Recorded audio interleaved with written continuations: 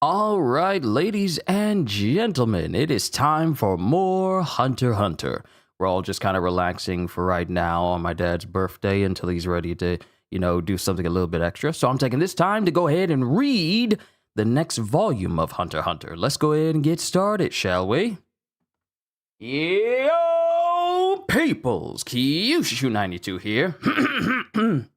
I had to clear my throat. I was laughing way... I was laughing way too much with my family earlier. We just messing with each other. So, welcome back to more.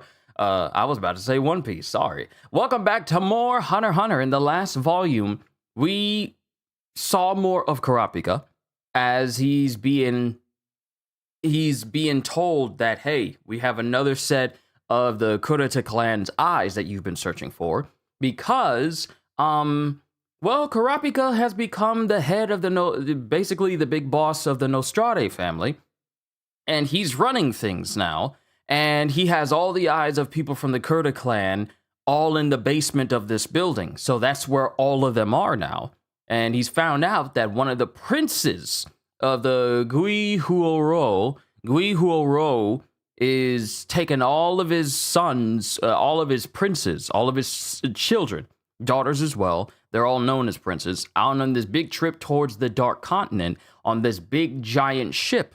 However, the stipulation for all these princes is that the one who is the last one alive on the entire ship, not just among the princes, but literally the last living person among everyone on the ship, will be the next king. So, now we have all these different princes who want to vie for this position to be the only one alive on the ship when it goes to the Dark Continent as well. And of course, we have other things going on with the Zodis dealing with Beyond and Beyond's plans for the Dark Continent, and also finding out the insanity of the Dark Continent itself. Every time someone tries to go over there, a big group of people, many die, and very few come back.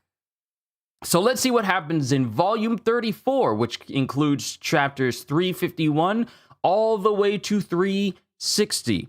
After this, we have 35, 36, 37, 38, and then the final 10 chapters of Hunter x Hunter. So we really only have 5 more sessions left. Wow, that is very bright. My bad. Very bright. We only have 5 more volumes left to go. And then I can say I'm fully caught up with Hunter x Hunter. So, let's go ahead and get started with chapters 351. And I need to get better with my posture. There's no excuse why I'm slouching like this when my microphone can go all the way up here. And this will be good for me, posture-wise. So, sorry about that. Chapter 351, Battle to the Death.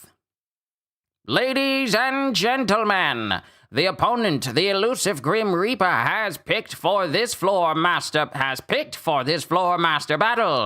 Here for his first match as floor master. His name is... Oh, we're at the fight tower. We haven't seen this in a minute. Kurolo! What?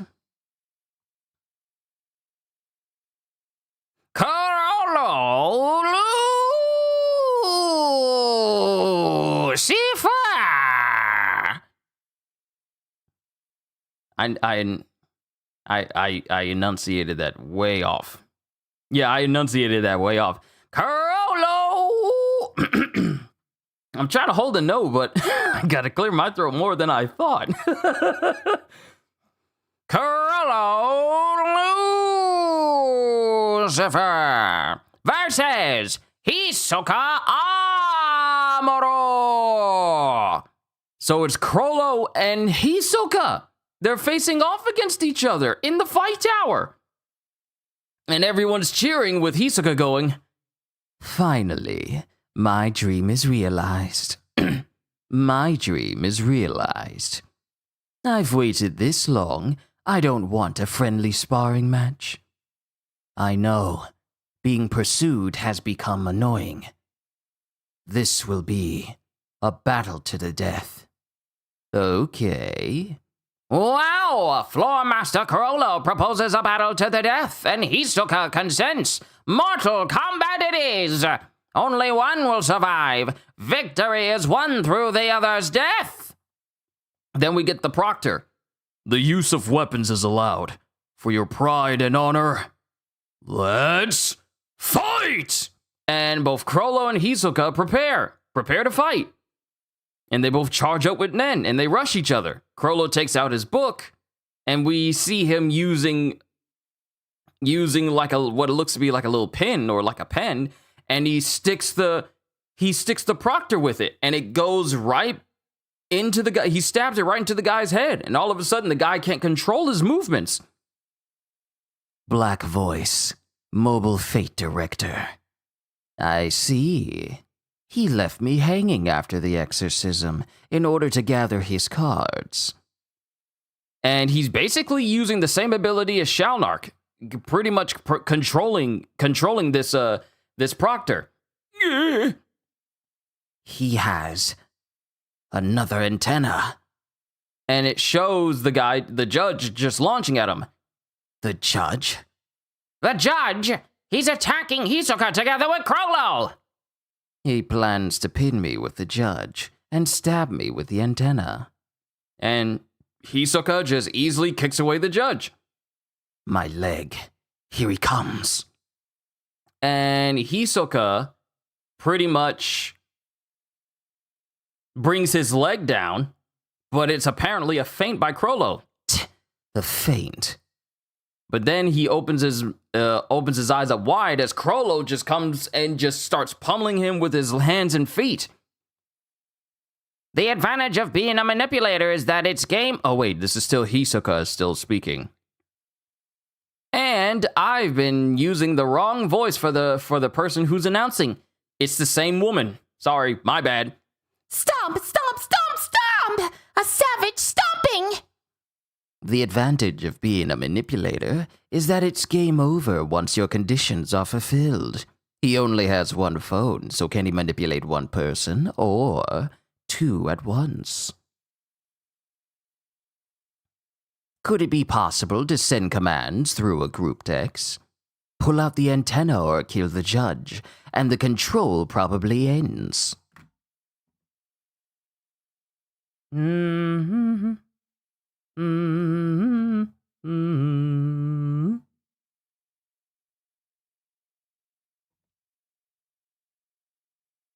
Pull out the antenna or kill the judge, and the control probably ends. But if he can only control one person, that's what Crollo's waiting for. Bungee gum, elastic love, and he attaches some bungee gum to the judge that he's just kicked away. Contract at max speed, and just pulls the guy to him. And Crollo looks back as Hisoka smiles. And Hisoka uses this opportunity as Crollo basically shoves himself out of the way to avoid being hit, for Hisoka to dodge away from him. And then Crollo just dodges as the judge is still under his control. Waiting for his opportunity with the judge as his shield. It's the best strategy, whether he can control one or multiple targets. He showed me he can insta-kill on purpose to make me always vigilant of the antenna, to wear me out.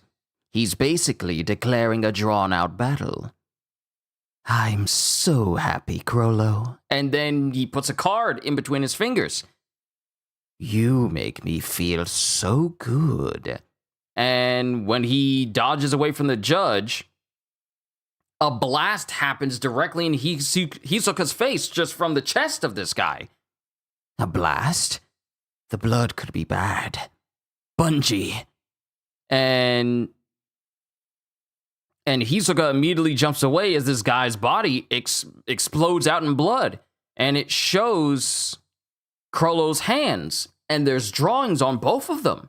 Like there's a sun on one, there's like a plus on one, and there's a minus on. There's sun and the moon has a minus, the sun has a plus. The sun and moon, paired destruction. But where's the book? And Hisoka is already in the air because he's using bungee gum to just hang down from the ceiling. As you can see, it uses both hands. The mark of the sun is impressed with the left hand, and the moon with the right. When the marks touch each other, they explode. I just marked the judge's left hand and back. The marks themselves can be made in an instant, but for maximum effect, I need to touch the target for 3 to 5 seconds. An instant mark will result in that small blast, but a complete bomb can blow nearby people to smithereens.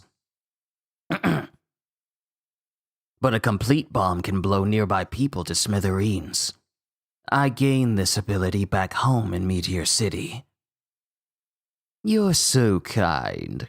Are you being condescending? Or are you really expecting me to just bend over? I won't take another draw step. I'll play with my hand face up. Style is important in a game, right? More than the outcome. Won't you be more insistent on winning? Don't be such a turn-off. Of course, I plan to win. But what about yourself? As Crollo takes his book back out. Think carefully before you call after seeing my hand. Double face. Bookmark theme. And he just got a bookmark in his hand. Don't trust it. Don't trust the bookmark. Like I just demonstrated, by using a bookmark, I can maintain that page's ability even after closing the book. I can use it concurrently with an ability on another page. As long as you can fight comfortably. A battle is a dance. We must move to each other's beat. Can I nitpick? The bookmark, the ability on the bookmark page, and the ability on the open page. Wouldn't that make it triple, not double? In that case, the book itself would make it quadruple. The bookmark comes with the book. It's my own ability and not stolen. So it's basically an ability to use 2 stolen abilities at once. I only have 1 bookmark, by the way. Being able to make a combo of 2 abilities is powerful.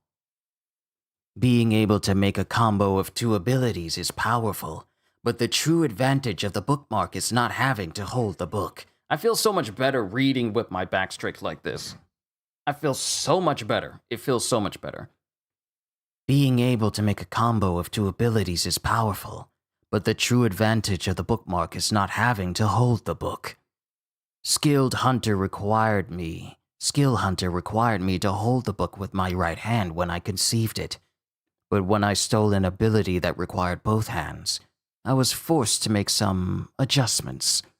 Now I have more annoying conditions to deal with, but I find that my combat efficiency has vastly improved. And he just puts the book inside of his jacket. I can use 1 ability with both hands free. Isn't that wonderful?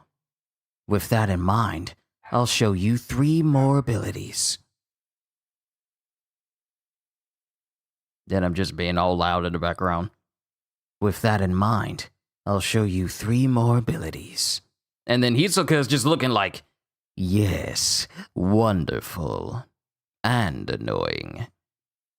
You're setting a new record for the number of abilities it has ever taken me to kill someone. You should be proud. And that is the end of chapter 351. Onwards to chapter 352. Okay, things are heating up. I didn't think we were going to be cutting to the fight of Hisoka versus Crollo so soon. I didn't think we were going to be getting that. Chapter 352, Troublesome. And it's Hisoka and Crollo. He's got his bookmark, Hisoka's got his cards. That's a really weird way to hold cards. Like he has his whole hand just straight to his back and he has another card that's off to the side. Like that cannot be comfortable. See, there's only so long that my wrists can just like bend in this direction and I just purposefully hold it this way before it starts to get tired and stiff. Hisoka, he must have some double joints or something because this just seems extra for no reason. All abilities have strengths and weaknesses. People compensate by getting creative.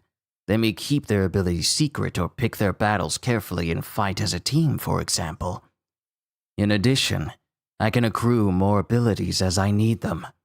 and then I wait until the conditions for a sure victory can be met. That's pretty standard. My greatest pleasure comes when such people crumble to their knees, and I look down upon their disbelieving faces as their plans fail. Back to abilities. Order stamp. Proof of humanity. And Crollo just takes out an hourglass. No, it's not an hourglass. It's like a vial with like a little sealant over it. Shalnark's black voice manipulates humans. This one manipulates puppets. The cell phone can override people's autonomy, but only 2 people at a time. The stamp can manipulate many, but can't give complex commands. So, the phone is for the finish, but humans and puppets can't be controlled together. Is there another plan?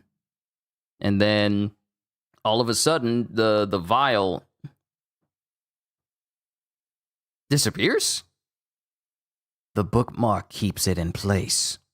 You've seen this one before. As he just kneels over to the pretty much dead judge, because here's the thing, not only did the judge get his entire chest cavity blown open by Crollo, but he also lost a hand as well. I didn't even notice the hand just getting blown off at the same time in the last chapter. I didn't even notice. You've seen this one before. And then Hisoka looks at him. Gallery fake. Divine left hand. Demonic right hand. And he creates a copy of the judge. And opens his book back up. Humans are strange creatures. To me, a corpse and a puppet are similar innate objects. But not to the former ownership, not to the former owner of Not to the former owner of Order Stamp. Sorry. But not to the former owner of Order Stamp. A corpse cannot be controlled, but its copy can.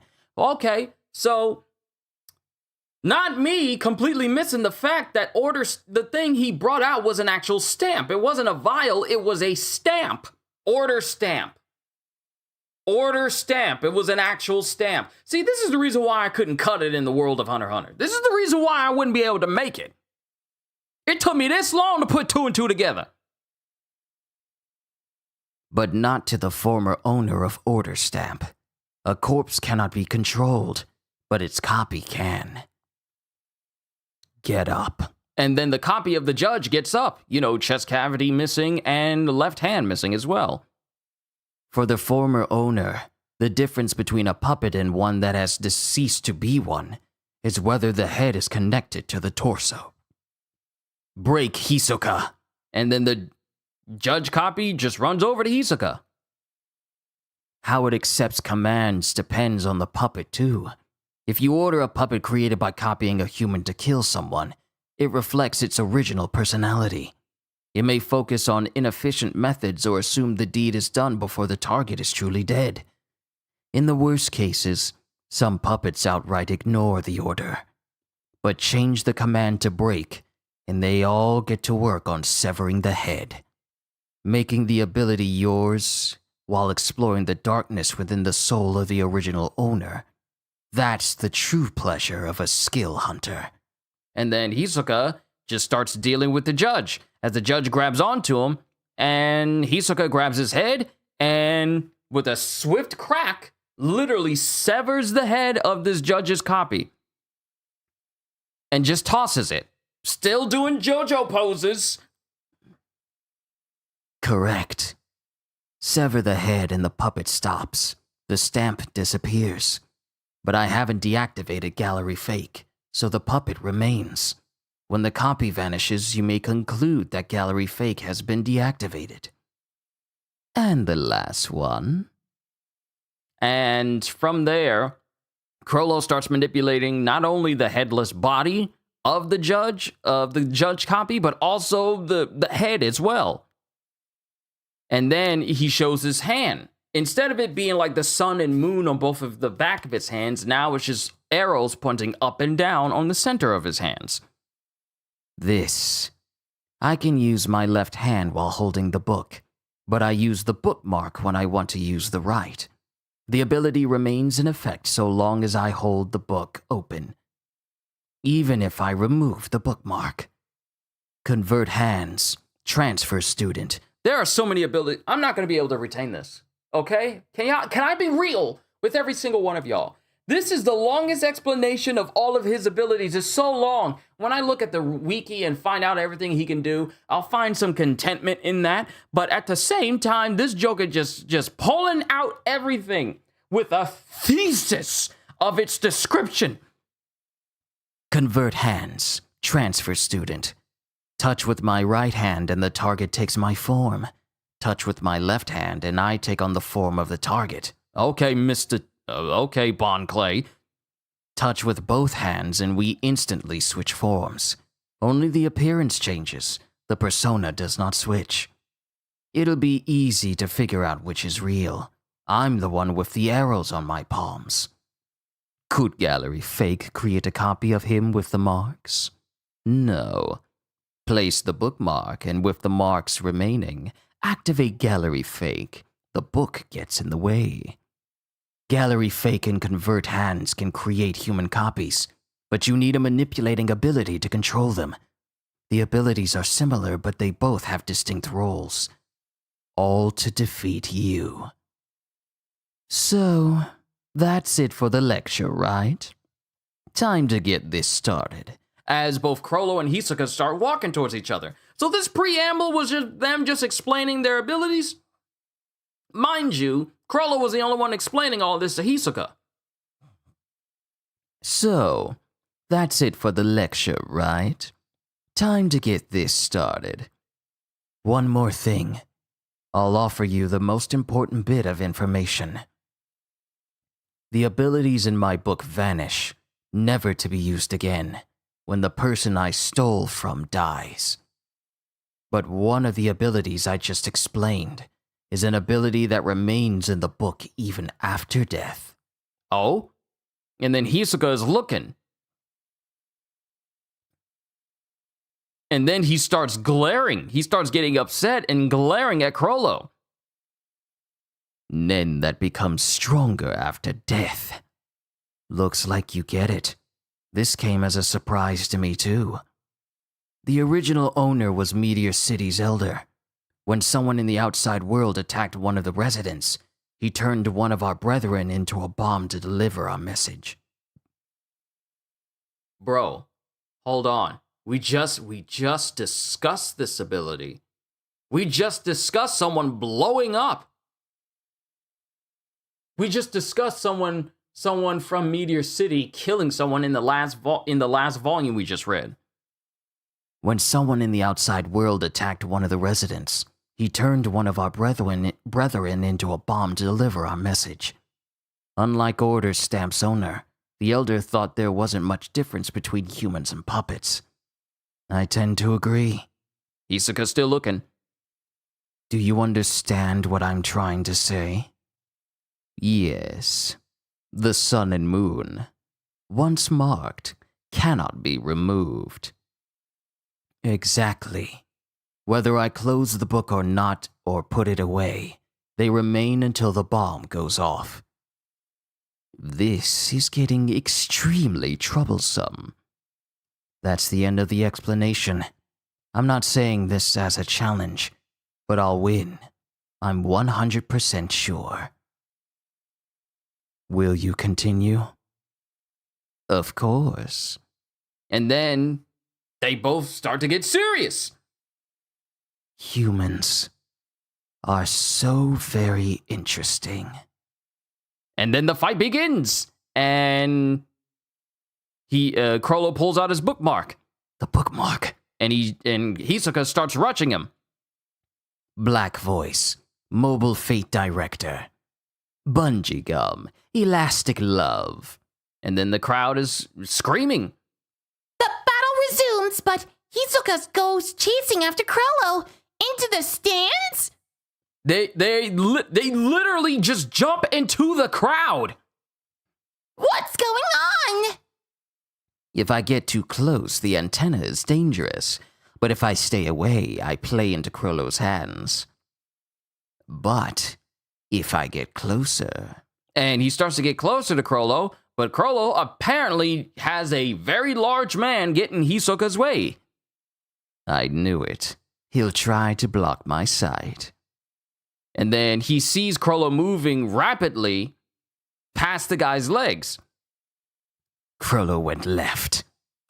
And Hisoka takes this guy's arms and in a swift motion basically breaks his wrists and leaps past him.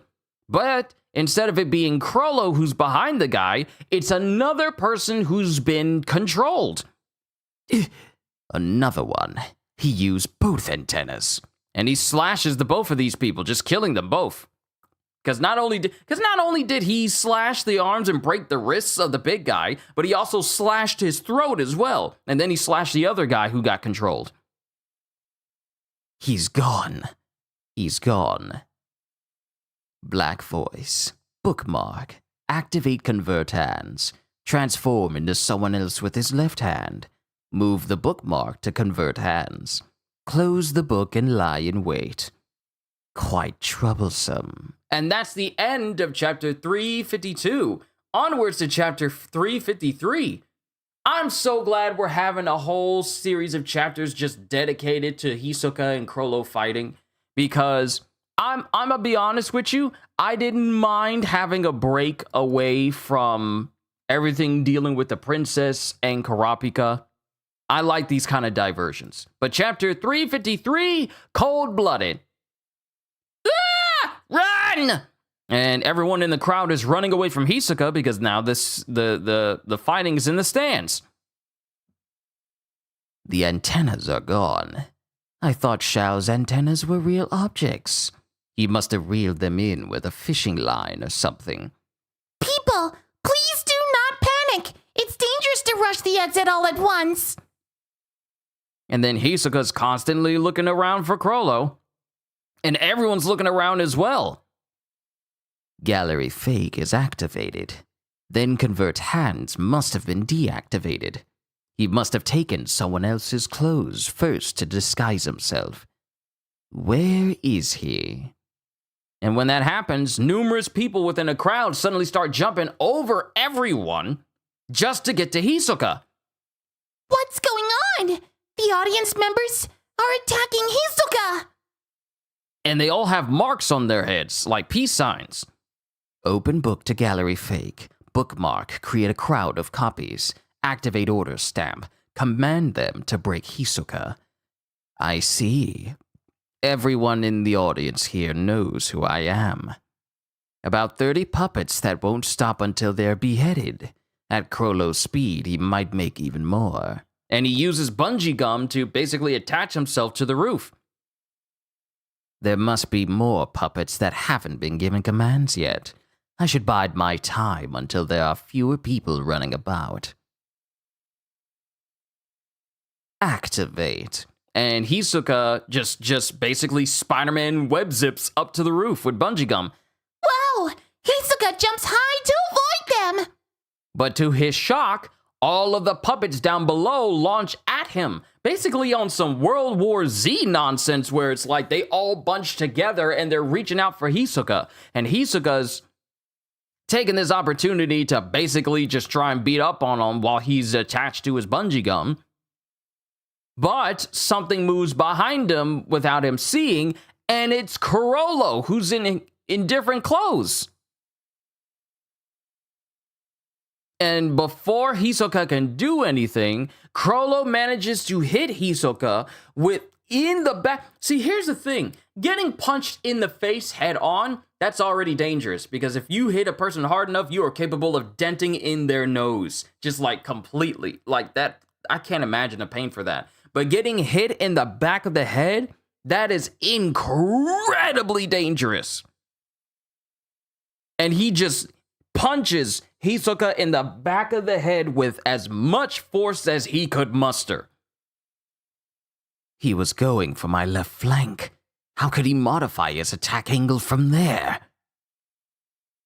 And Hisoka, as he's falling to the ground, is just in ecstasy right now. I love it. he loves the fact that Crollo managed to pull one over on him and hit him in the back of the head. This Joker weird. But he falls to the ground with a smile on his face as all of the puppets get close. And then Hisoka just gets up and starts kicking all of them and beating them all down. But then he starts getting grabbed by more and more puppets. They won't stop unless completely decapitated. With zero emotions, they're more troublesome than regular attackers. And it just continues as Crollo comes in, and before Hisoka can do anything, gets kicked in. Okay, we go from getting punched in the back of the head to being fully kicked in the back of the head. This dude wants. Hisoka's not having a real good time right now. He's waiting for guaranteed hits, coming in for a strike, then springing away, trying to land mortal blows.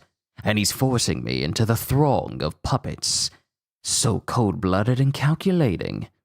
He won't be able to create new puppets while he's controlling the current crop. I'll have to decrease their numbers one by one. And Hisoka just starts decapitating these copies. Until one of them grabs his hair and momentarily stops him. Adding the extra step means falling further behind. Regrouping will eventually become necessary, right? And that's when a strike comes. And when that happens, Hisoka actually gets kicked right by Crollo as he predicted, and he gets sent flying just a little bit as more and more copies go in to try and grab him. And Hisoka has learned to keep an eye out for where Crollo is going to be, and he spots Crollo. And while Hisoka is being distracted, Crollo is already airborne right above him. He knows what I'll do next. So, activate Bungee Gum. Shrink. And he activates Bungee Gum on a decapitated head that he sent flying and grabs hold of it and swings it directly towards Crollo. But Crollo spins out of the way. Dodges this. I was watching you. And then proceeds to just stomp Hisoka directly into the ground. But Hisoka still has that head attached and manages to hit Crollo with it as he goes, Crollo goes, I was watching you. And then Hisoka spins around, and while he's getting bodied and curb stomped, he slams the head into Crollo going, I know. And that's the end of chapter 353. Onwards to chapter 354. Oh yeah, this won't take 4 hours like the last one did. This will not take 4 hours like the last one did. That last one was... Well, there was a lot going on that last Thursday, but... Onwards to chapter 354. I can't even get my words out. Onwards to chapter 354. Sorry. Chapter 354, Head. An adult male head weighs about 7 to 8 kilograms. Why do we need to know this information? About as much as or heavier than a male professional bowler's regulation bowling ball. A second head secured and launched by my gum, caught by gummy aura from my left leg to attack from his blind spot. And mind you, Hisoka got hit so hard that blood is shooting out of his mouth and nose after he got stomped by Crollo. But then Crollo got hit, and they're both sent kind of reeling. And then Hisoka continues to use this head as a flail. He's basically turned this head into a bungee gum flail. Shrink. And Crollo gets hit on the side by the head flail. And then Crollo skids to the ground away from Hisoka, no longer surrounded by the puppets Hisoka was fighting before. Wow, you still won't let go. Hisoka succeeds in striking back. He's drawn blood from Crollo. The crowd is in chaos. The judge is dead. What a mess! And then we have more clones, okay? So the clones aren't all gone. They're still there. But Hisoka sees these clones running towards him, and he takes the head he's been using in his hands, and suddenly his arm bulges with muscle, And then he throws it with such speed that it ricochets off the other clones and takes their heads off too. He literally used a human head to decapitate someone. We saw... Correct me if I'm wrong, but didn't we just see this? We just saw him use... Wasn't it Hisoka who used someone's head to decapitate another person's head with? Someone did this earlier in the series. I know, I'm not crazy. I know I've seen this before. But Hisoka's still using the head as a flail, and he starts beating up on all the clones like they're nothing now. With this head flail, he has turned the tables, and now he's the one with the advantage against all these puppets. But Hisoka is keeping an eye on Chrollo in the back, and sends the head straight towards Chrollo, who dodges. But then he draws the head back after, the boomerang effect decapitates another puppet. He got away. Into the crowd again. And he starts beating up on all the clones. If I annihilate these guys, he won't need to maintain the stamp. Then he'll go back to making copies with the bookmark gallery fake. The worst kind of loop. And then he just starts taking out more and more clones. 5 more. 4. 3. 2. 1. And when one copy rushes him, he cuts off their arms just with his card. And then he grabs it in a chokehold. Oh, a lot of reading here. As long as this one exists and the stamp remains, Chrollo's actions will be limited. His next best move is 1. Keep the stamp activated and give a new command to the waiting puppets, or 2. Deactivate the stamp and make more copy puppets with gallery fake, and then A. Activate the stamp and issue new commands, or B. Change his appearance using convert hands with his left hand. Option 1 is possible. I haven't been crippled yet. There may be as many as 50 more puppets remaining. It's likely Chrollo will continue with the same strategy to wear me down until his victory is certain. Option 2 is just as likely. The bigger the army, the better, and he can slip into the crowd after B and take someone's clothes to make a new disguise. And then, all of a sudden, the clone he's holding, the mark starts to fizzle away. The stamp is gone. Option 2 it is. And he starts looking around for Chrollo. If the bookmark is holding gallery fake while he hides, he doesn't have to hold the book. But the audience knows what he looks like now, and will panic on sight, so making copies carries a risk. But I don't want him to shut off the copies and move on to plan B, convert hands. It'll be difficult to spot Chrollo in this chaos when he looks like someone else. I must find him first. Where is he? If he makes copies while on the move, then he's bound to go where he has copies already on standby. And Hisoka looks over and he sees a figure in the same dark clothes that Chrollo was wearing, walking through the crowd, and then just suddenly disappear in between everyone. And then Hisoka starts dashing to where he is. That way, he can produce more copies and also stamp the previous puppets. And Hisoka, and Chrollo sees Hisoka and he knows, and he starts taking off. And Hisoka throws his handy dandy severed head, just throws it into the crowd in the hope that it can get Chrollo. Whoa! And then everyone starts running because Hisoka's fighting in the crowd again. Yeah! And then it cuts to Chrollo's hand coming out of his sleeve. If the page Chrollo has open in his pocket isn't order stamp or convert hands, but black voice, that means he's holding the cell phone and the antenna concealed in his left hand. I have to keep my distance, but if I'm right, Chrollo can only block with his body. Hardly a situation he desires. Did my counterattack screw up his plans? And then he takes the flail and throws it swings it towards Chrollo. There's no holding back. And he swings at Chrollo and Chrollo jumps away. Yes, that way. Gum shrink.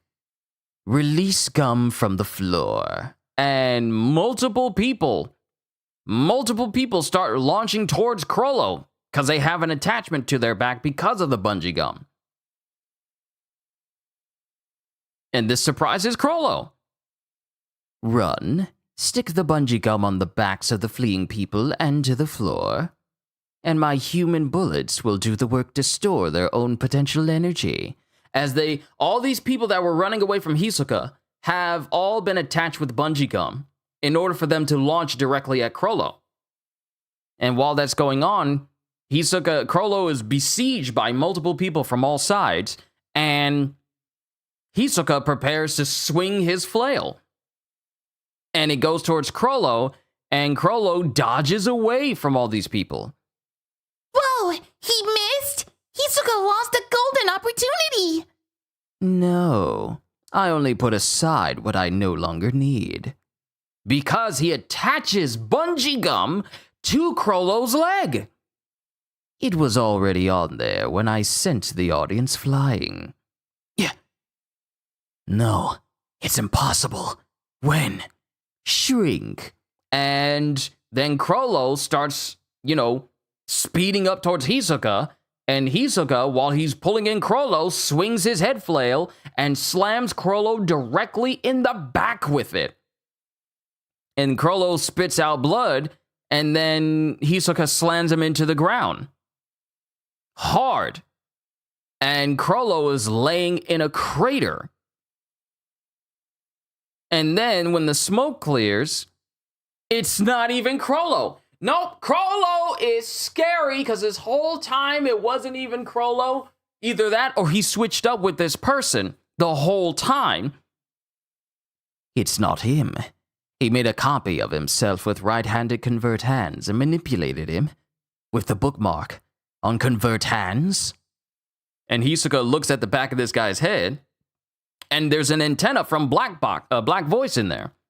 In conjunction with Black Voice. But then, why is this here? And Hisoka's look suddenly gets the realization. The sun and moon, a fake out. The real trouble is, not that a mark placed on me would be permanent until it explodes, but that a mark puppet won't vanish.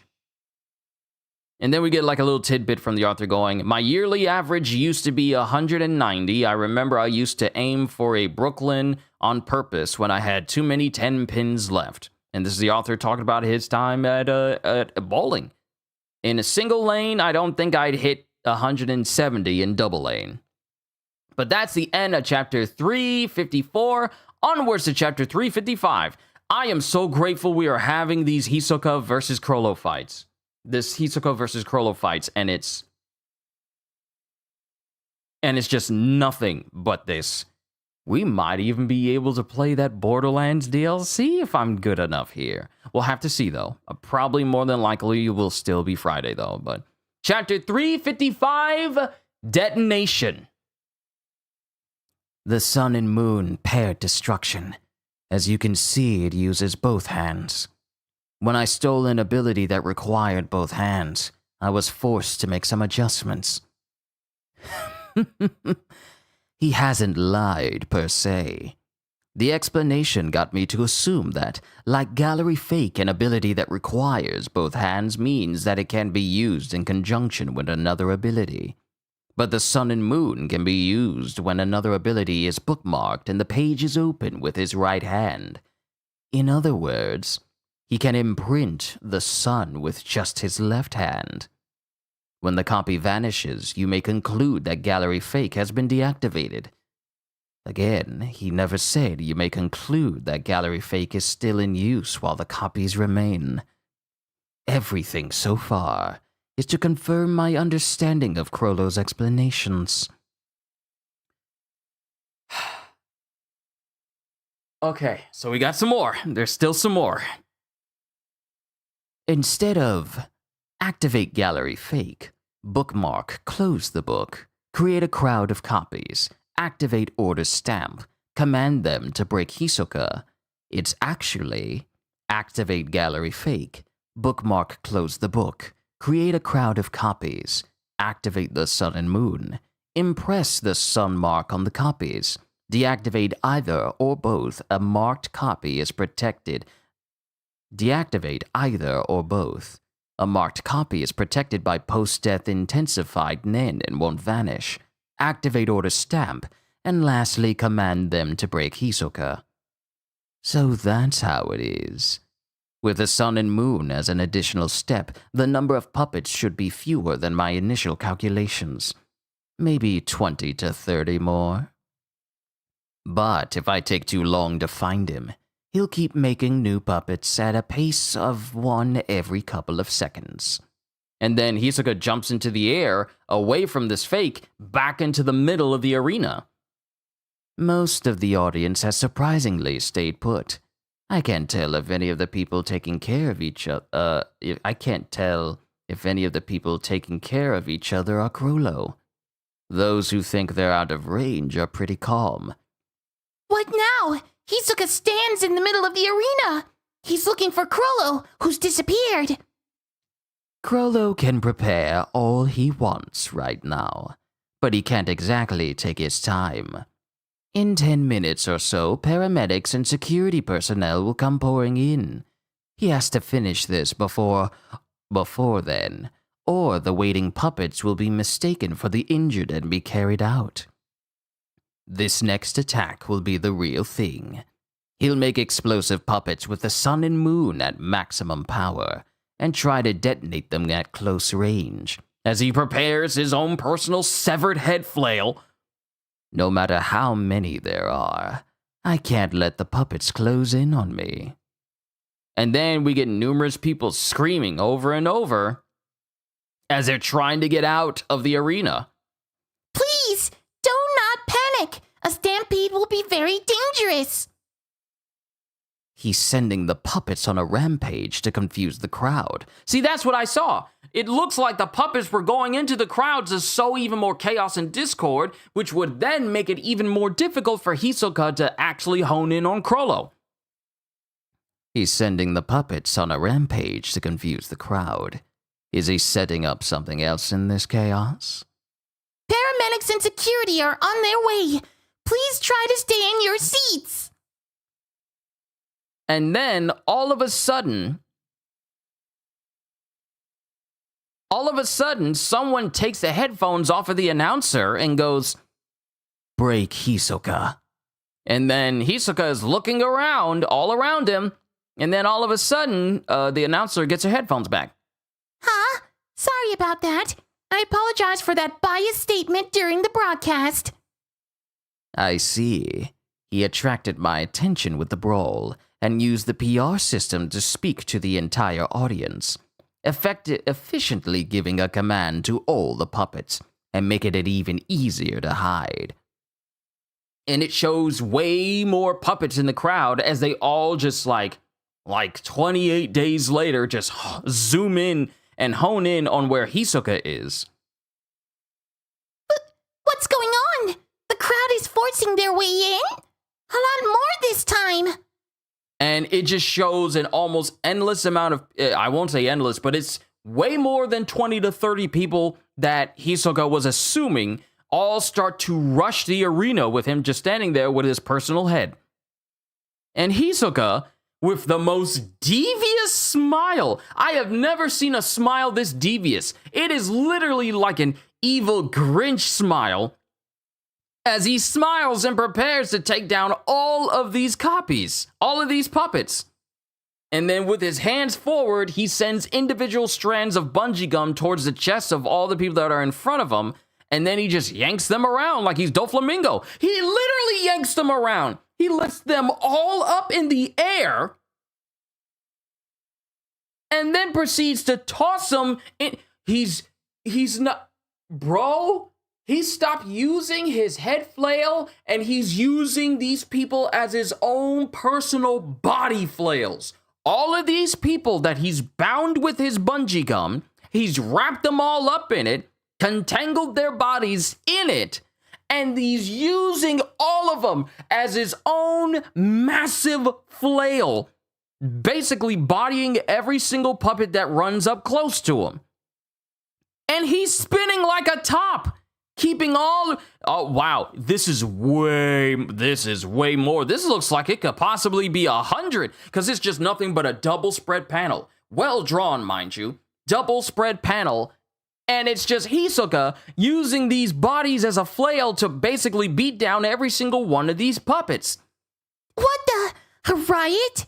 Hundreds of audience members are rushing to attack Hisoka, and he's beating them back with a human hammer. Smash! Smash! And Hisoka's just breaking them all. And the bodies of the people he was using, they've broken already, so now he's got to get more. Broken already. They're too fragile unless the whole thing is enveloped in aura. And then one tries to run up and he just still goes back to using his head flail again.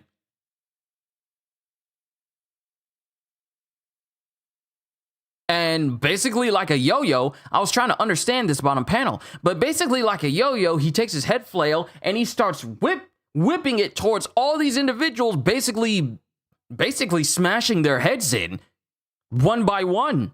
Then one jumps towards Hisoka and Hisoka just kicks him away, and he starts grabbing other people, using them as his own personal weapon this whole time. Wow, what a riot! Why are they rushing Hisoka? Chrollo's controlling them, right? Whoa, severed arm! And Chrollo is just in the crowd, minding his own business, controlling everything with black voice. Yes, right there. Now squat. I may knock them back all day with the human hammer, but they still won't stop unless their heads are destroyed. And he starts destroying more heads. And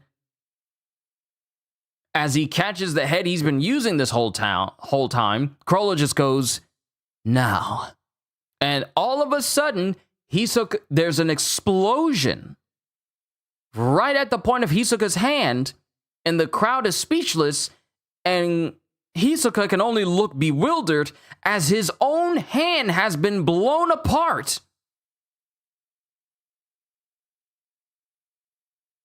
Chrollo just took out his hand. That's the end of chapter 360, not 360, but that's the end of chapter 355. Let's move on to 356. Oh, good lord. Oh, this. Hold on. Let me change the, uh-oh.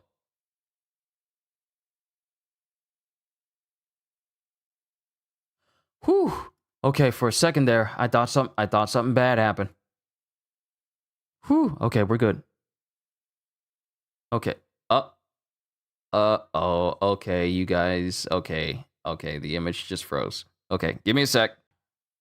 It went black, and then I couldn't really see anything. But that was the end of chapter 355. Onwards to chapter 356. It's a good thing I got my phone here, so that way I can see the playback, so everything is still good. Everything is still good. Let's go. Chapter 356, Unfortunate, Part 1.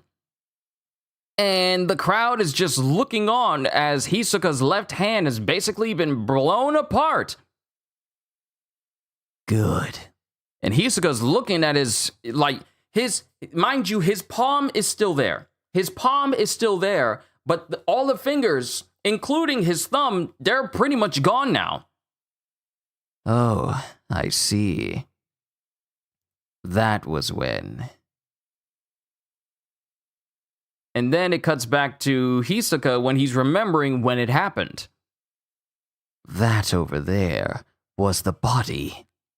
He kept track of which body the head belonged to. When I severed it, he seemed to be reeling from getting hit, but it was to conceal the time it took to turn the body into a maximum power bomb. The body can't make itself explode.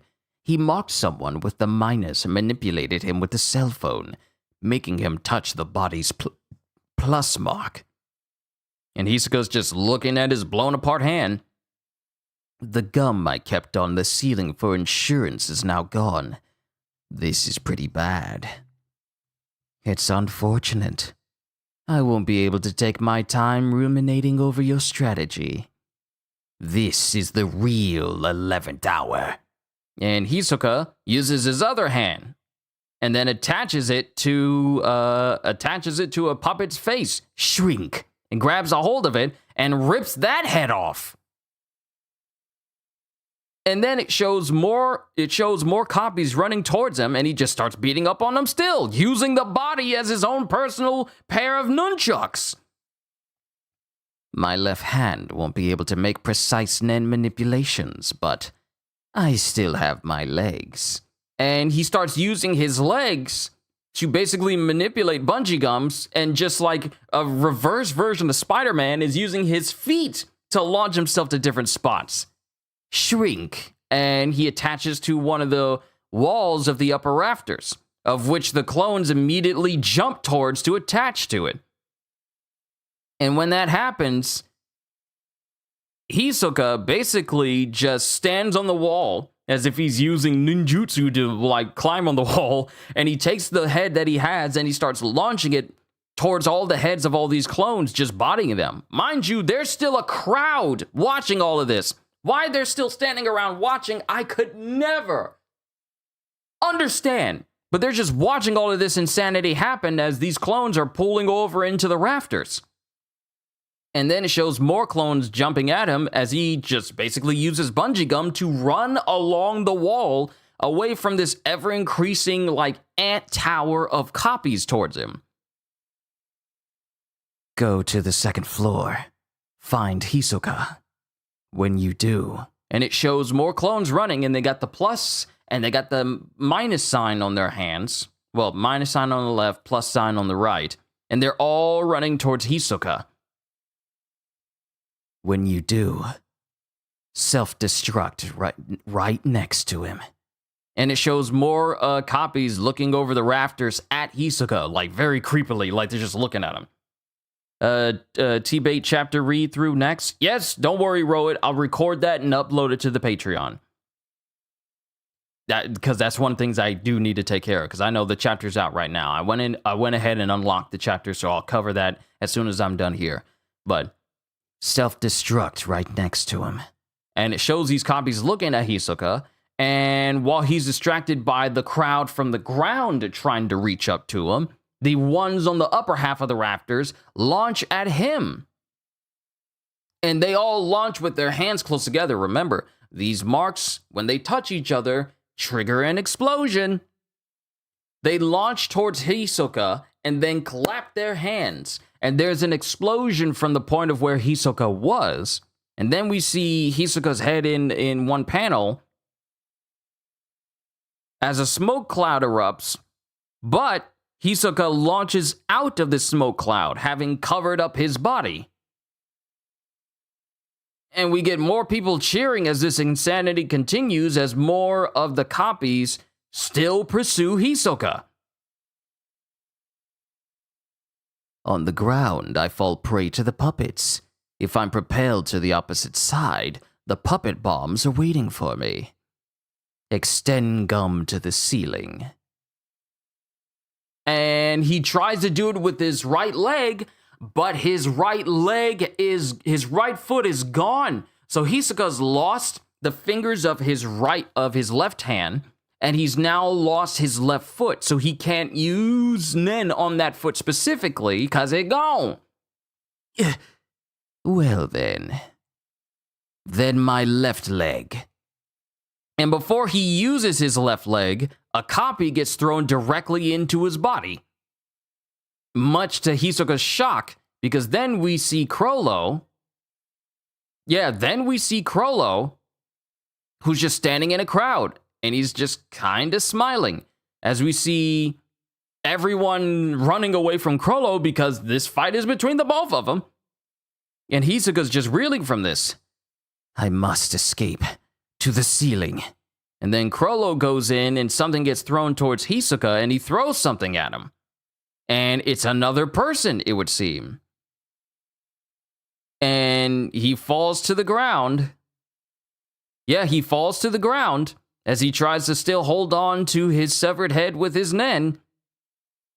Huh? Am I going to die?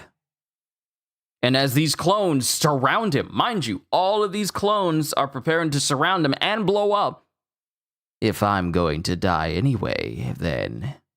And then Hisoka Hisoka just bundles up into a ball as his entire body is covered in copies, which then explode.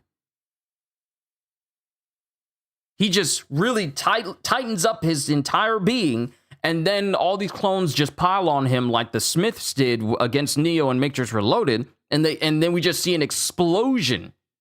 And that's the end of chapter 356. Onwards to chapter 357.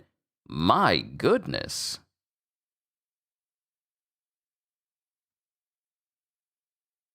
We're almost done. I'm happy about it. We're going to be done in a decent amount of time. We just hit an hour 3 minutes ago, so this is way shorter than what I did last week. Chapter 357, Unfortunate Part 2. We are a few blocks away from Heaven's Arena, where there was a large explosion moments ago. There's a slew of fire trucks and ambulances on site, and it looks like a war zone right now. And it's just cutting to a crowd of people, and we see the aftermath of the explosion. And we see that the entire center of the arena has basically been blown open. At the time of the explosion, there was a floor master battle with a members-only audience. One of the combatants is thought to have used a bomb. An investigation is taking place along with the rescue effort. There were multiple casualties in this match, including Hisoka, one of the combatants. It will take some time before we know exactly what happened. And we have Hisoka's body, apparently, as we have the other members of the Phantom Troop.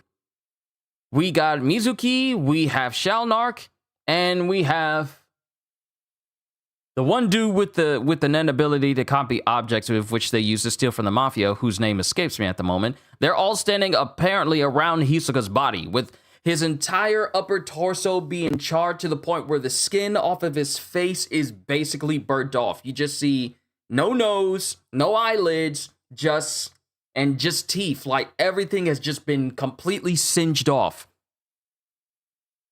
He doesn't look as bad as I expected. About 200 puppets were swarming to decapitate him before the bomb puppets got there. They ended up having a cushioning effect. The cause of death seems to be suffocation from lack of oxygen due to both the blast and the mass of flesh. And then dude's looking going, not Mizuki. I was thinking about Shizuka. Sorry. It's not Mizuki, it's Machi. Not coming, Machi. He paid me in advance, so I'll stitch him up before I go. Not coming, Machi. We've confirmed his death. He paid me in advance, so I'll stitch him up before I go. She wouldn't accept money when he was fighting Krollo, right? Well, Machi is a nice person at heart, after all. We'll go on ahead. Okay. And then Machi just closes Hisoka's eyes. There's a lot of damage around his neck. I'll clean up your face, too. I'll clean your face up, too. Thanks for helping to exorcise Krollo.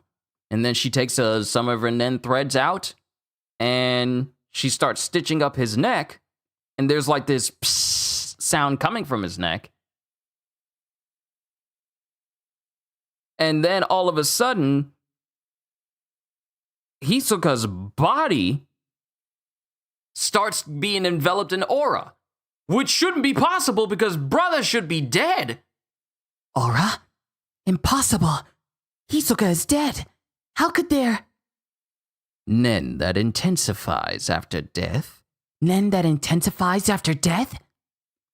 And we start getting this thump sound as apparently it's like Hisoka's heart is being jump-started.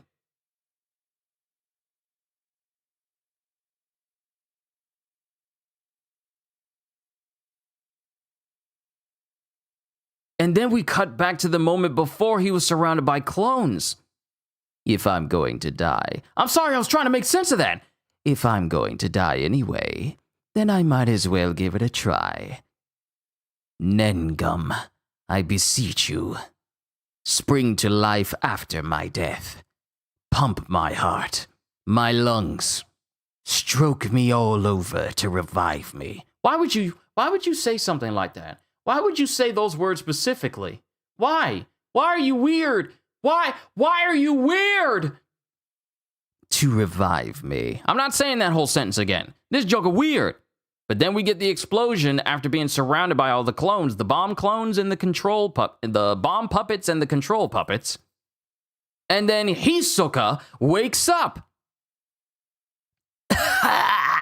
And he springs up.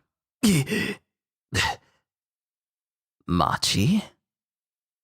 Was I actually dead just now? Yeah, totally dead. I see. Gee, fighting someone of Krollo's caliber. It's difficult to win under the opponent's ideal conditions. Reality is harsh.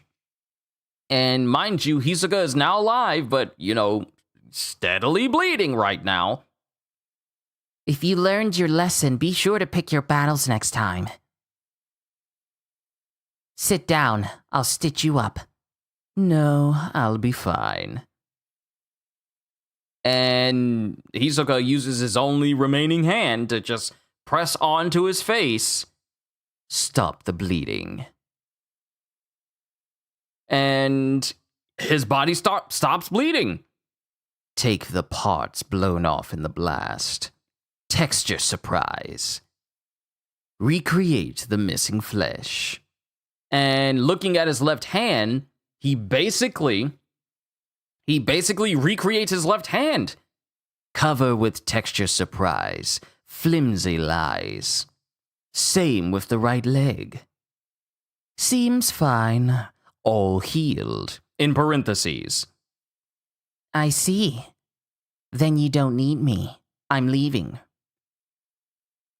Machi, it's the reverse. I've decided not to pick my battles. Whatever. Do what you want. Not with the spiders. And because he's right behind Machi. And then grabs Machi in like a bear hug. But then Machi uses her Nen threads to basically wrest control of his arms off of her. Can you tell the other spiders? From now on, I'll fight any of them on sight until I've killed them all. And then Machi, in a crazy display of emotion, screams, "Like heck you will! I'll kill you right now!" So that's a yes. Stop! Get back here! Get this off of me! Oh, no. Sorry. I misread the whole panel.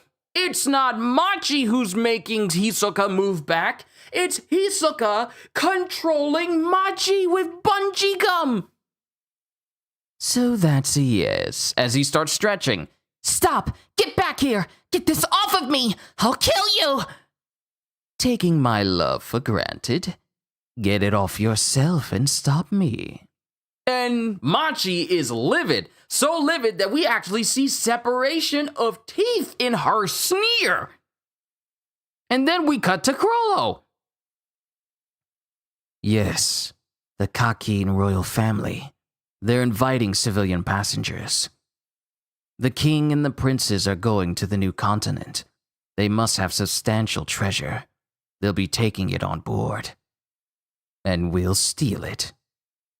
And we get a nice trip to boot. What about your cell phone? What? And we get a nice trip to boot. Yes. What about your cell phone? No antenna, though. It's okay. I've no plan to use it for now. I'll give it to you on board. Okay. It's been a while since everyone got together. And mind you, this is Krollo speaking to Shalnark. Oh, Kortopi. Kortopi's taking a while. Taking a dump? And then he hears whistling. Whistling that doesn't seem to be charismatic of that of Kortopi. And then he sees Hisoka walking out. And then he sees Hisoka walking out with someone's head. Then he sees Hisoka walking out with Kortopi's head. And as soon as he sees this, He runs toward, he drops the phone. He drops the phone he used to call Crollo. He drops the phone and starts running towards Hisoka. And before he gets closer, his foot gets attached to something.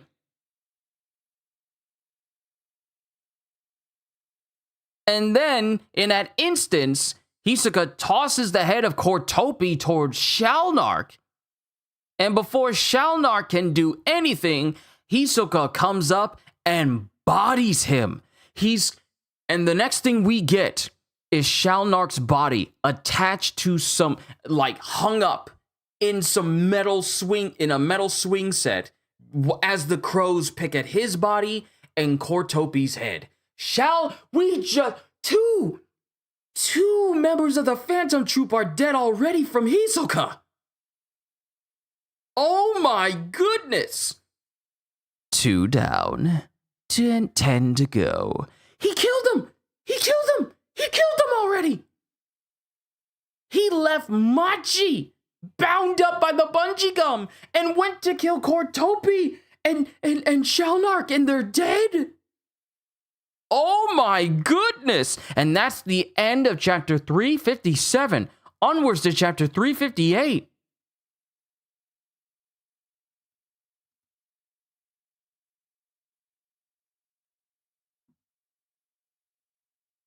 Whoa. Chapter 358, Eve. Ladies and gentlemen, it's been the day we've all been waiting for. The dawn of a new era with boundless prosperity for humanity. Mind you, we're at this massive concert hall, and I wouldn't call it a concert hall because it's basically outside. Just this gargantuan gathering where the ground is literally covered with people, segmented into groups apparently, preparing to get on the whale ship. The journey to the new continent starts tomorrow. Let the party begin. How's it going, everyone? Are you ready to witness history? What you are about to experience is history. Yes, you are part of history, and you. Here we are. Let's hear it for the magnificent juggernaut who made this modern day arc possible, our king, Nasubi Huiguro. I only have one thing. So, making the announcer's voice so similar to Huiguro's voice like I did in the last volume probably wasn't a good idea. Here we are. Let's hear it for the magnificent juggernaut who made this modern day arc possible, our king, Natsubi Huiguro. I only have one thing to say. I am the magnificent king of Kakin. You only had one thing to say, and it's just to tell people who you are that already knew who you were already? What a waste of words! The new continent is within our grasp. King! On stage 2, we have General Supervisor Beyond, and the princes, the heirs to the magnificent king. Oh, wait. On stage 2, we have General Supervisor Beyond and the princes, the heirs to the magnificent king, waiting to take the first step on this historic voyage. And it's Beyond, and he's standing with every single member, every single prince that's there. And then we get, one of the siblings going, Everyone is here tonight, but I wonder, how many will still be around for tomorrow's ceremony? No matter, I will win in the end. Watch me, you ignorant masses. I will be the one. I will be the next king. It's gotta be me. And then we see all the other princes as the ages go down, lower and lower, until we get to, the youngest prince. The airship carrying the king is lifting off for the Black Whale. And there it goes. Has there ever been a king who risked his own life to lead his people into uncharted lands? No, never! The magnificent king and the magnificent ship. And touchdown! How magnificent! Did they mention that the king and everything about him is magnificent? I don't think they said it enough. The airships carrying the princes and various VIPs are following one by one. On the water, the ferries for the general public are also setting sail from the Black Whale. Look at that! What a tremendous undertaking! What a cause for celebration! Enjoy the festivities, everyone! And everyone is just partying in the streets and just having a good old time. And then we cut to inside the ship where all of the princes have all been dressed up. Speaking to people, dignitaries, high-profile individuals, they're all gizzied up. They're all dressed up. And someone is speaking. The Black Whale is layered in 5 tiers, the first of which is for the royal family, V5 politicians and industry dignitaries. The second is for celebrities and the rich. Third and below are zoned for general passengers. The throughways between tiers are guarded by the Royal Army. The ship will be under martial law. Now, here's the thing. We see the size of this ship in relation to an actual, like, massive cruise liner, and this whale ship is massive. The throughways between tiers are guarded by the Royal Army. The ship will be under martial law. And it shows multiple soldiers, multiple checkpoints. The second and third tiers are separated by a thick bulkhead, which can only be opened in emergencies from the second tier side. So, only tiers 1 and 2 are hunting grounds. Exercise restraint on board. The real party begins after the disembarkation ceremony in 2 months. Until then, we are guards, not soldiers. And it's just a whole group of very burly-looking, tough, militarized-looking men. We will execute Operation Assault only if First Prince Benjamin commands, but the circumstances must be exceptional. The prince's living quarters are strictly separated, and since their entire day takes place within them, contact between guard teams will be limited. All princes will attend dinner parties every Sunday to which dignitaries are also invited, but they will enter and leave at prescribed times, and no prince will pass another in transit.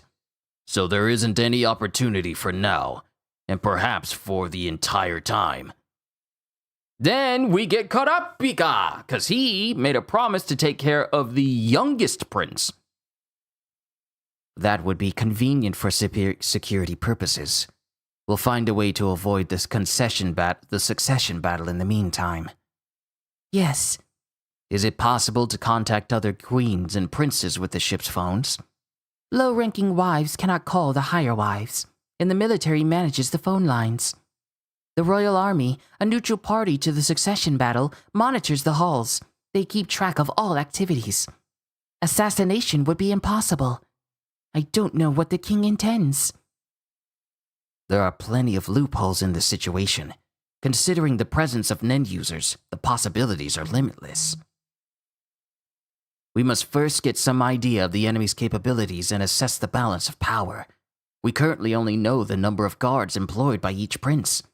Our resources are meager, even discounting the existence of NEN users. The associate hunters guarding the areas outside living quarters aren't our allies either. In fact, they could be dangerous. Man, that was a big sandwich. The examinees hired by Kakin must have been kept ignorant of the circumstances. That's how most Kakin guards eluded my chain. Their exams were more lenient than the team for the Dark Continent, since they would be associate members with limited licenses only for the voyage. It's coming back to haunt us.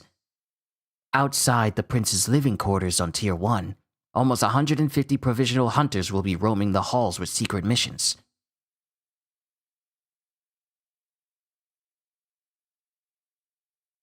Instead of revising the bylaws, we took the moderate route of adding a clause under Article 2 for associate members, rather than clarifying risks into black and white. I can't help feeling that this promoted considerable uncertainties and increased the probability of unpredictable events. So, let me just say this as I continue this sentence. Some of these people are so incredibly analytical, I'm like, do people really have these sort of inner monologues in real life? Hold on.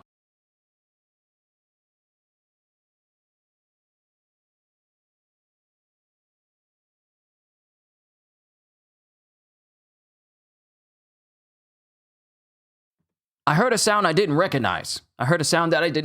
My bad. But just thinking about all these, think about like having these inner monologues so detailed this way. Do people really have this in real life? I mean, I think about some of my things that I want to do. Maybe, you know what? Yeah, I think they do, because sometimes I think this way when it's concerning things I'm either doing here on the channel or in the house. So, yeah, it's not too far-fetched. Or is my particular situation with the succession battle and the need to seek contact with Saraidneach, or Terror Sandwich, as some of y'all tend to call him. Or is my particular situation with the succession battle and the need to seek contact with Saraidneach making me hypersensitive? Karapika. Mizai? What is it? I'm focused on tiers 3 and 4. The crime rate is far higher than anticipated. Ticket fraud and theft, racial conflicts, drunken brawls, identity theft, assault, etc., plus plenty of false reports on top of it all. It's just a mess. People believe if someone commits a crime, their ticket will be invalidated and someone from the waiting list gets to go in their place. Now they're saying if you're the one who reports the crime of a ticket holder, you get their spot. Cockeen's response hasn't been consistent. There could be a riot. Botabai and I are assisting the military to take command of private security. We won't be able to attend the Zodiac's meeting before the departure. We underestimated Cockeen's sloppiness. The plans are meaningless. The medical teams are the worst. There are 3 clinics on Tier 3 and only 2 on Tiers 4 and 5. There's not even a dedicated doctor for Tier 5. The number of clinics is 1/5 of what was planned. Only 1 in 15 of the doctors came. Only 1 in 15 of the doctors decided to go? On the other hand, 1 in 20 people in the upper tiers are doctors. Cheadle had to go hire more and reorganize the staff. Sounds like the meeting itself will be cancelled. Maybe. This might be my last call before we leave. Be careful. I will. And then Karapika hangs up the phone. We might be able to use the chaos downstairs depending on timing. Queen Oito, we should confirm your emergency evacuation route so we're on the same page. Emergency? What else could possibly happen? If a fire or a riot breaks out, the gate between tiers 2 and 3 could be opened. We might be able to sneak past the princes and the army and blend in with the public. Is that possible? We must be prepared because we don't know what could happen. You should also learn where the blimp, lifeboats, and pods are and how to use them. Knowledge will vastly increase the probability of survival. When you must make a snap decision in a life or death situation, the difference between not knowing and knowing what's possible is huge. And the queen is just looking at Karapika as she's shaking uncontrollably. Your Majesty, are you all right? I had prepared myself to die on this ship. Now that I realize there may be hope, You should rest a while. I will gather the necessary intel. Yes, thank you. Take the queen and the prince to their sleeping quarters. System control room. And then all of a sudden, a weird aura comes out of the baby carriage that the guards are over, right next to Queen Oito. And Karapika swings around to look, but he doesn't see it. Is anything wrong? No. And that's the end of chapter 358. Onwards to chapter 359. We're almost done. We are almost done. I'm happy about it. I feel like I could get this done before we hit 2 hours. Let's go. Chapter 359, Departure. And we get, okay, so my thing is we have an ocean liner that is literally sitting in the top. It's just chilling. It's sitting in the top of the whale ship itself. And that's the horn. But it's just sitting there and it blows the horn, you know.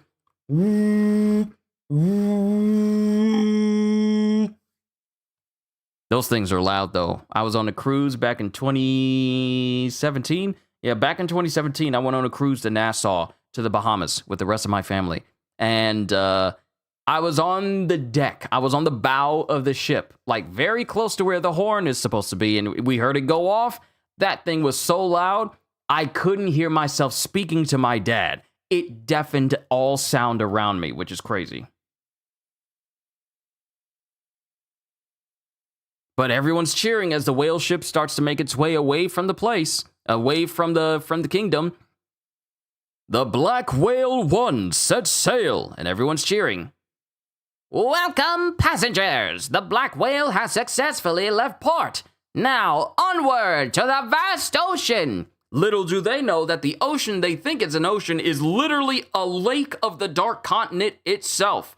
Though I am still flabbergasted by the fact that the world of Hunter x Hunter exists within a lake that the Dark Continent surrounds. I'm still taken aback by that knowledge.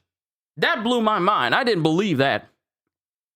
We will spend the next 2 months sailing towards the Dark Continent. Oh, sorry. This is a completely different person speaking. Welcome, passengers. The Black Whale has successfully left port. Now onward to the vast ocean. We will spend the next 2 months sailing towards the Dark Continent. In 3 weeks, we will exit humanity's normal navigating and fishing waters. Here, we will refuel and perform a final check of our vessel. I feel like that refuel is going to be the most crucial area, because as soon as you leave the waters of basically the territory we all know, that's when things are about to get incredibly bad. Here, we will refuel and perform a final check of our vessel. The air will be more dangerous than the sea in those uncharted waters. Severe storms, waterspouts, and fluctuations in the weather, as well as flying creatures, fighting over territories and struggling for survival, make for dangerous skies and will necessitate closing the top dome. I know, it's too bad. And this is being told at the Tier 2 theater. Rocked by rough seas for 5 weeks. Then we will finally reach the Dark Continent. And everyone's clapping and raising a voice for it. So, that's the official voyage and the goal for the Cockine royal family and general passengers. Because we have the territorial waters that we know of, the Black Whale making its way to the new continent, which is essentially still within the lake that surrounds the Hunter x Hunter nations as we know it. And then there's a staging base, and that's, mind you, that's still in uncharted waters, unknown waters. And that's only reaching the far ocean, and that's only on the path to reaching the far ocean boundary. It's going to take them 2 months to get from the center of the Lake of the Dark Continent to the Dark Continent itself. That's crazy to me. So, that's the official voyage and the goal for the Cockine royal family and general passengers. Here, we transfer to Moral Ship and head for the gate where the gatekeeper awaits. Tier 3, first class cabin. There's a small island. Oh, wait, there's someone going. There's a small island on the way where we'll set up a staging base, and Nove will oversee distribution of supplies and personnel. Dulcarine will handle the transport from the Dark Continent back to the base. My ability isn't as useful as Nove's. It doesn't teleport and has a low capacity. You gotta find a couple more transporters. ASAP. And then this woman is just looking at Snake going, So thin and pretty. and then Snake is looking at her going, So cute. I'm trying, but it's hard. and then we cut to the tier 1 tier where we have Beyond chained to like a wall while he's reading a book in his cell. Tier 1, Beyond's holding cell. And we have Tiger, Monkey, and Horse looking after him. So we really need 3 people watching him? I think it's a waste of personnel. You leave. Take away the weak link and we'll be better off. Right back at ya. It would be good to have multiple Zodiacs. It would be good to have multiple Zodiacs on Tier 1 and 2 for emergencies. 3 is too many to babysit beyond when he has no motive to escape for now. No, this is Horse. I'm thinking that it's Cheadle, but it's Horse going, it would be good I have multiple Zodiacs on tiers 1 and 2 for emergencies. 3 is too many to babysit beyond when he has no motive to escape for now. We'll suggest a rotation of Mizai so that one of us can go support the royal family. And then we have that one subordinate who was reading up on the Dark Continent from his boss. He's sitting inside of a room just reading. Still reading? Didn't you memorize that? You guys should at least read the chapter on the Labyrinthian City. If I die, one of you will be deputy secretary, you know. Yeah, right. You'll be the last one to die. The Hunters Association is protecting us. We'll be fine. Not to mention, the current International Permit Agency director is one of the unofficial sole survivors.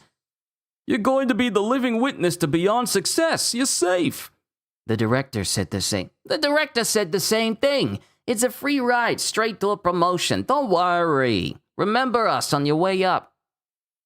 Then we cut to Tier 3 Central Medical Clinic, and it's Cheadle along with Leorio. The 200-tablet box of antihistamines. Yeah. The 200-tablet box of antihistamines goes to shelf C top, and the 50-tablet box of This is the reason why I can't get in the medical field. I can't say some of this stuff. And the 150-tablet box of difendol goes to shelf C bottom. I need some help over here. Got it. I need some help over here. Got it. Request for soldiers at the pharmacy. Got it. There's a rash of patients breaking out in a fight. Stick the labels on and restock once a row is used up. Make sure the staff keeps track of supply. Okay. Then to the Tier 4 Cockine Royal Army Conference Room, which is where Mizai is. Then to the Tier 3, we have the Central Courthouse, where Botobai is, overseeing judgment of people who are breaking the law on the ship. And then we have Kurapika, who's just now discovering the body of a guard inside of a stall, and their body looks incredibly emancipated. It's Woody. His blood has been drained from his body. He didn't check in, so I looked and found him like this. It wasn't locked, but I never locked the door if I'm taking it wasn't locked, but I never locked the door if I'm taking a whiz. Time of death is between 12:15 and 12:30. There's no evidence of an intruder? No. Unfortunately, the suspect is someone in this section. Not necessarily. And then we have Kurapika looking at Woody's body, and they take off his shirt as he goes, I'm taking his clothes off. And we see that there are multiple holes all over his body. Almost symmetrical. Not all the way, but almost. Whoa. It's reasonable to assume this was a Nen attack. I want everyone to answer honestly. It's likely this was done by an outsider with Nen abilities. If any of you can use Nen, step forward now. Nen? Is that a psychic power? I've never heard of such a thing. This wasn't some strange creature? Things are worse than I thought. It's too risky to use my chain right here. I can understand the Royal Guards feigning ignorance, but I don't understand the Hunters. If they would just take the initiative and show a cooperative attitude, the Royals would act differently. It's almost time to fetch the two from the ceremonial hall. And the body over to the army. Hand the body over to the army. From now on, always be in a group. And then everyone just moves. Why didn't you come forward? And Kurapika's speaking to someone who apparently has Nen abilities. Nen is the biggest secret of the association, but you can see how the situation supersedes that. We can't get through this without adaptability. I'd like to ask, why did you even bring up the topic of Nen? What? Our mission is limited to protecting the Queen and the Prince.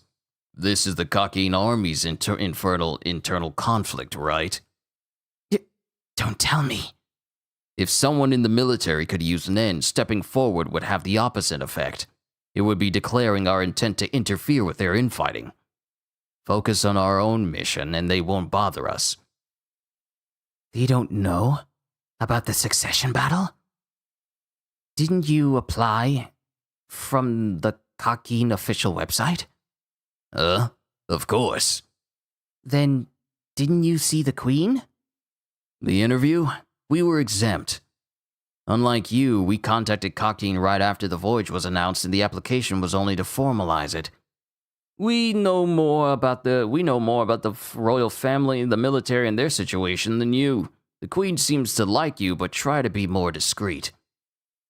They went through Pariston. He didn't tell them about the succession battle. Or Pariston doesn't know. I'm the only one who applied knowing the circumstances. Now we're here at the Tier 1 Ceremonial Hall.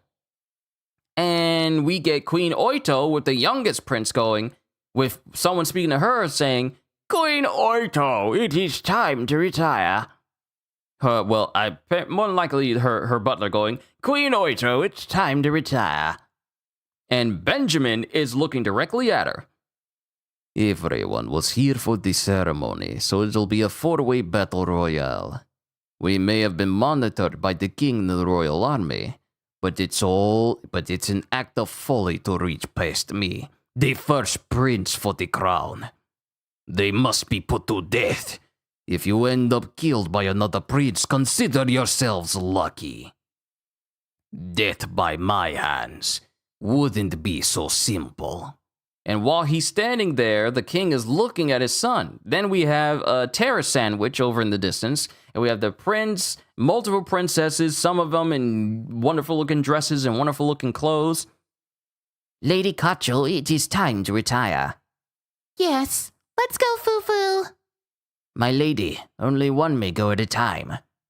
She's just going to see me off from the passageway. That's right.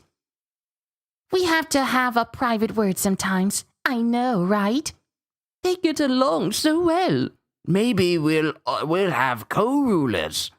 And we have Prince Kacho, Lady Kacho walking towards a gate, preparing to transfer to another tier. And she walks inside of an elevator.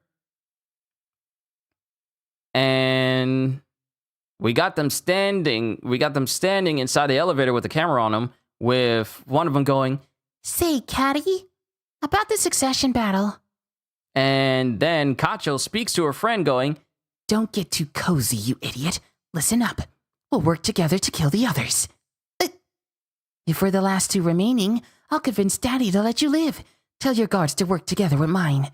Got it? Now smile, dimwit. We're on camera. Oh yeah, she's bad. She's bad. She's bad. Bad news. See you, Fufu. Promise. And then Fufu's just standing on her own. And the guard that she's with is Melody. I heard that. Scary. Tell Daddy to get rid of that old fart from the RG Foundation. He looks at me with those lecherous eyes and it's gross. Yes, ma'am. And Melody is just standing there. Mind you, not paying attention to her, thinking, She's fooling herself. And then it cuts to more guards who have been drained of blood. More of them. And they're inside of Oito's chambers. What happened? We don't know. We were cooking and unpacking. Who saw them first? They checked in 15 minutes ago. I didn't see them, but they reported no problems. And then Kurapika immediately gets out his gun and his chains. Get behind me. You go to the living room. I will tell you everything I know, and I will ask you some questions. If you lie, the chain will move. If it moves, I will shoot. Oh, because the traitor's in the room. The assassin is in the room with Kurapika right now. We went from a battle with Hisoka and Crollo to now, and then Hisoka starting to kill some members of the Phantom Troop, to now we're already starting the successor battle for Kakin. But that's the end of chapter 359. Onwards to chapter 360 and the last chapter for this reading. I got a little over 15 minutes to read through this whole chapter, before I hit 2 whole hours. But then again, if we hit 2 hours, it's fine, simply because it's not as long as it was last time. Chapter 360, Parasite. Kurapika's holding a gun to every single person standing in the room. The princes? Killing each other? I can't believe it. That's just not normal. It's a fact. Why would the royal army dispose of the bodies without autopsies? What proof do we have that your chain is for real? Try me. Do you know about this succession battle? Not at all. If I'd known... Why, before we left, I'm just the queen's. One at a time. A simple yes or no. You first. And then he's aiming at the little attendants there. And they say no. Then he aims at one with like a flat nose and he goes, I knew. And then the one who's questioning why Kurapika's going through this goes, me too. Then he looks at the dude with the flame-like hair, and all three of them, and all three of the group that he was speaking to earlier in the last chapter, they all go, no, I didn't know. Neither did I. You two, are you on Prince Woble's side? I'm not an ally. No, not quite. And then Oito's looking, going, Shoot them! Hold on. Shoot them right now! Let me explain. Queen Oito, please remain calm. Queen Oito, you must listen to me. Their information is vital for our survival. We can shoot them if they refuse to cooperate. The 5 dead, were they also not on Prince Woble's side? No, they each served someone else. Each? Prince Wobble had 7 guards assigned by the royal household. Why do you think there were 7? It's the number of queens beside Queen Oito. Yes, the queens are using the guards as informants to find out if the lower queens and princes are plotting a rebellion. The number of guards increases whenever another wife is added, but a lower queen is not allowed to spy on a higher queen and prince. So a lower queen gets a true guard only when there's a new queen lower in rank than her. Queen Oito, the lowest, hasn't even had the system explained to her yet. So, 11th Prince Fugetsu gets 2 guards chosen by Queen Seiko, 5 guards, spies chosen by Queens Unma through Suinko, 12th Prince Momose, 1 guard chosen by Queen Savanti, 6 guards, spies chosen by Queens Unma through Seiko, and then 14th Prince Wobble, 7 guards, spies chosen by Queens Unma through Savante. Our job is in fact to protect Prince Wobble, as long as it doesn't threaten the safety of our client and the prince. Get it? The succession battle changed everything. Now the very existence of the other princes is a threat. Did your client order you to assassinate Prince Wobble? No, even the queen would be thrown into prison if she issued such an order. The succession battle doesn't mean the laws go out the window. Didn't the king allow this? There won't be any acquittal or pardon for murdering a prince. That's why we were doubtful until someone died. We thought this was a drastic measure taken to mollify the vicious relationships between the queens and princes. That the point was for the princes to come to understand the difficulties and risks of actually plotting assassinations.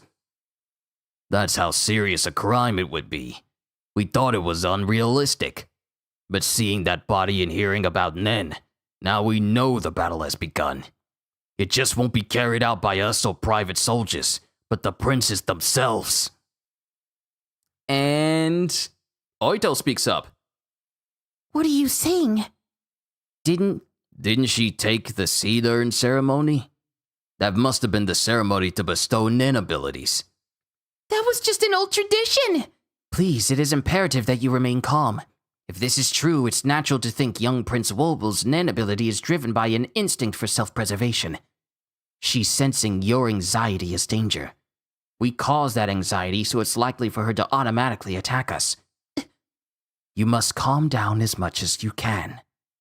See, this is the reason why I like Kurapika. He's calm and thinks things through. The only time when he gets absolutely livid is when the eyes of his clan are mentioned or the Phantom Troop is mentioned.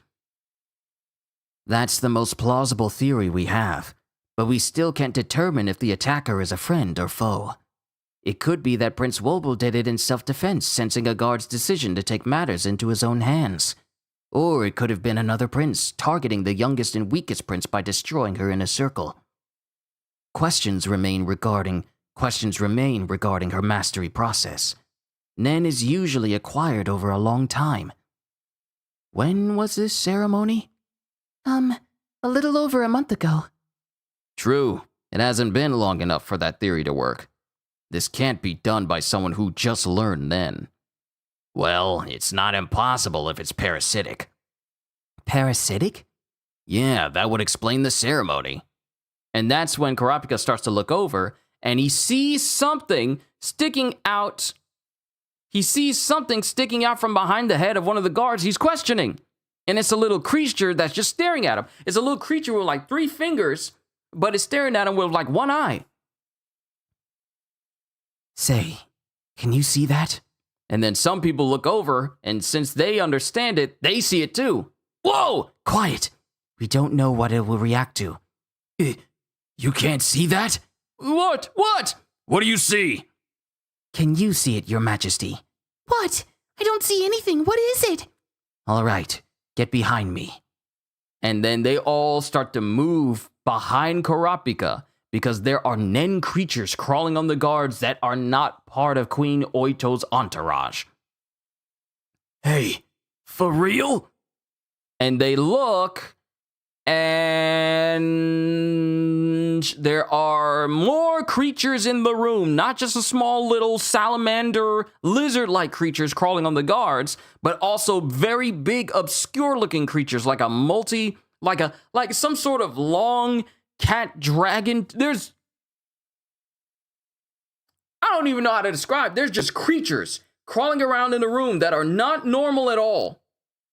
And one of them speaks. Got a minute? No, I don't. No, I don't. And one dude looks away, just denying its existence. Up there! And there's like more of them floating around. This is quite. Now that the succession battle has begun, they may have come to gauge each other's strengths, but it's too chaotic and wide open. It doesn't seem like anyone's controlling them. The seed urn ceremony. So these are the worm toxins. So it's showing apparently the worm toxins of the seed ceremony. I don't know what that means, but all these creatures are just inside of Prince Wobble's room now. Emergency! Using all channels! This is Kurapika! Multiple unconfirmed Nen beasts have appeared in Section 14. What's going on in your sections? Melody, report! This is Melody. Section 10 all clear. Biscuit here. Nen beast confirmed. Section 13 is now clear. Now? Does that mean Prince Mariam's Nen beasts are here? Biscuit, is your prince all right? All clear. Never looked better. He's totally unaware. And yours? Unaware? The princes themselves don't know about the abilities they gained in the ceremony. They're going to kill each other without being aware of them? But that doesn't make sense. If they gained Nen, they should at least be able to see the Nen beasts. Biscuit, are the association members the only ones who can see them? Yes. Guards, servants, and the prince himself cannot. This Nen is parasitic. Your Majesty, this way. Bill, is a parasitic ability similar to a curse?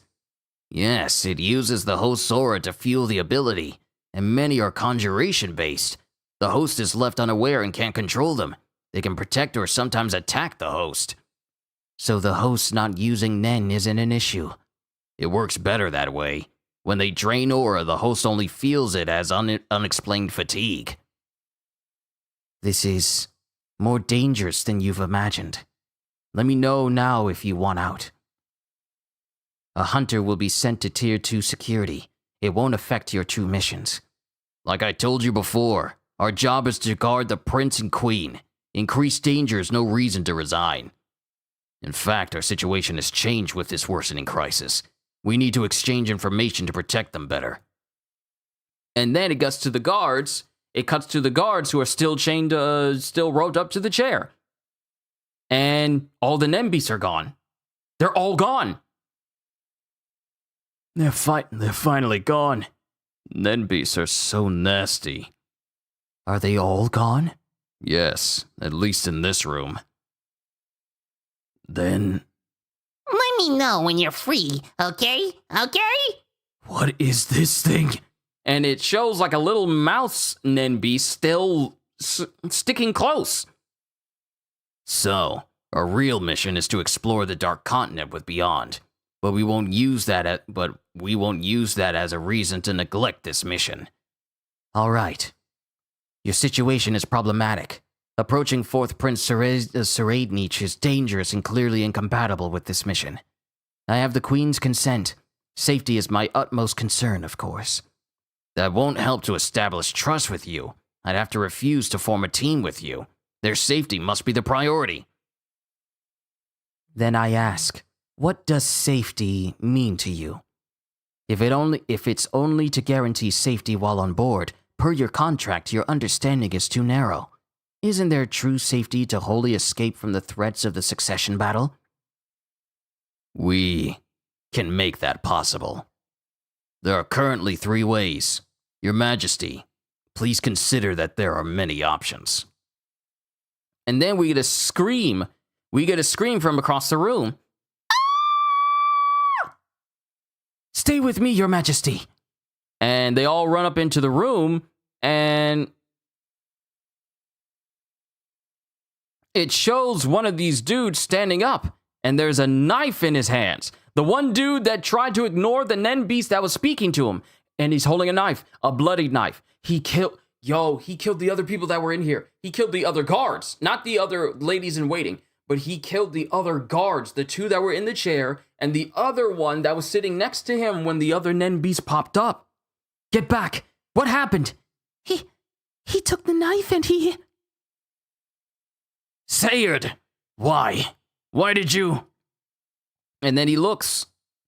I was free. So it asked me to. And then he starts turning and moving towards Bill. Don't move! But it asked me to. Stop, or I'll shoot! Wait, I want him alive. You can't stop a hunter with a 22 caliber pistol. Look after the Queen. I'll stop him. And it shows Sayard making his way towards Karapika, preparing to stab him. And that's the end of chapter 360. And also, wait a minute, I typed 360, didn't I? I did. Okay, thank God, we're good. But that's the end of chapter 360 and the end of volume 34, Battle to the Death End. So we got the battle between Hisoka and Crollo. Hisoka literally bringing himself back from the dead by, using his bungee gum moments before he died, then setting off to kill the rest of the Phantom Troop. Kortopi's dead and so is Shalnark.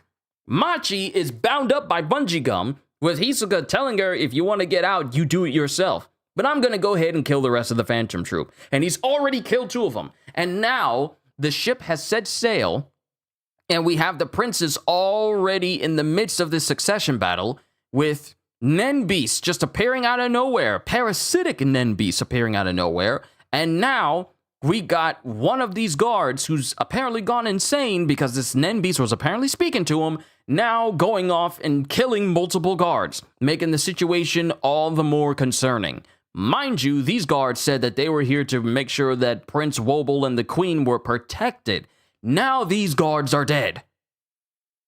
So, join me next week as we read up on the next volume. We're getting closer to me fully catching up to the series, and then I'm done reading Hunter x Hunter on Thursdays. My goodness. It's been a long endeavor reading through every single one of these volumes, but we're getting close to the end. Whew, just a couple more Thursdays to go. But I'm done for today. To Rohit and everyone else who showed up here today, all I can say to you is, Hope y'all enjoyed. Can't wait to see you all in my next video. Like, comment, and subscribe if you haven't already. Even check out my membership and Patreon because I am always looking forward to entertaining you. And because I know you're coming back anyway. Have a fantastic day, and once again, as always, later, peoples!